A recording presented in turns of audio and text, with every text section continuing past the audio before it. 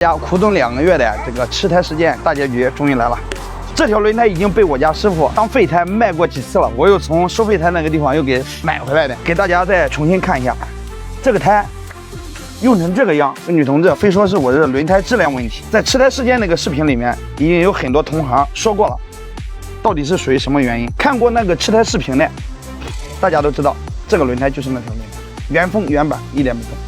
我一直保存了2个月，我一直把他的这个微信聊天置顶，我怕因为你看聊天置顶，然后保留了2个月。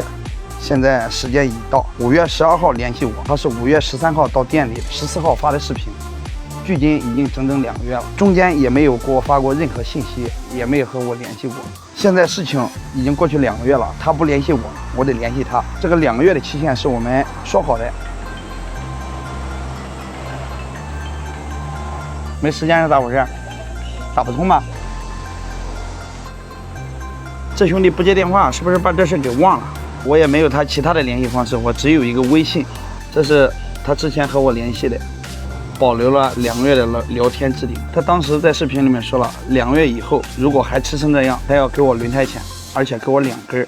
咱不讲2根，你看到我给你发信息，希望你给我回个信息。现在也了无音讯，这整的像啥？2个月的制约，难道你给忘了？反正我是遵守了，新胎也给你装上车了。你这个轮胎是不是和那个旧胎后期你有没有调，有没有按照约定来？那咱就无可小知了。他不接电话，我也不可能一直在这盯着。然后还有其他事，咱做生意嘛，讲的就是个诚信。遇到问题，咱不逃避问题，想办法解决问题。我拍这个视频，也不出于其他目的，验证一点，我麦太翁的为人，我麦太翁的人品，我就是我，南京麦太翁。